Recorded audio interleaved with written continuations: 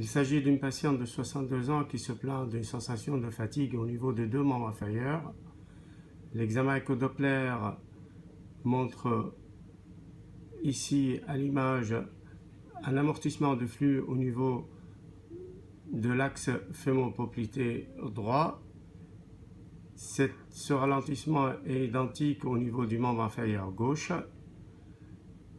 ce qui témoigne d'un obstacle plus haut touchant les deux axes fémoro-poplité. L'exploration de l'aorte abdominale montre un tronc ciliaque de flux satisfaisant ainsi qu'un flux mésenterique supérieur. L'exploration des reins et des artères rénales ne montrait pas de particularité, avec un flux ici bien modulé au niveau de l'artère rénale gauche.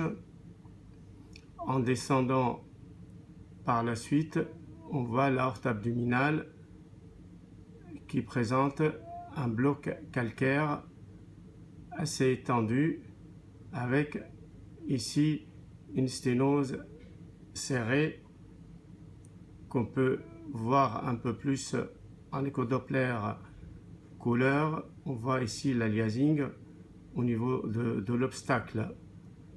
Cet aliasing se traduit par une accélération importante du flux en Doppler pulsé au niveau de cette aorte abdominale. Voilà en Doppler énergie l'obstacle qu'on voit avec cette lésion calcaire ulcérée très irrégulière, avec ici la sténose très serrée à ce niveau.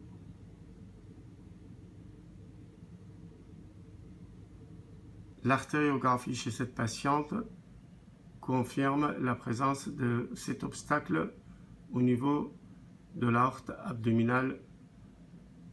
On voit la sténose très serrée au niveau du segment sous-rénal.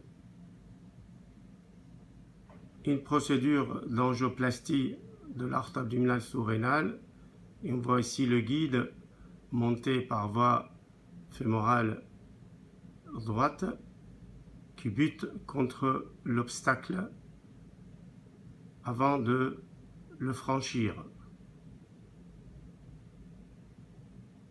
Voilà donc la lésion avant le geste d'angioplastie et avec le guide qui a pu franchir la lésion.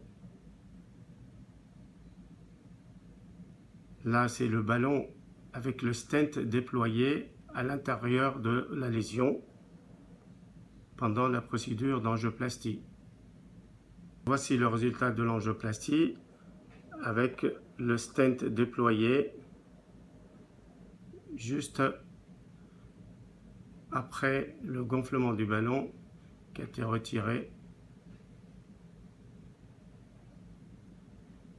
Et voici le résultat final de ce geste d'angioplastie de l'aorte abdominale sous-rénale, avec récupération d'un calibre tout à fait correct avec le déploiement du stent.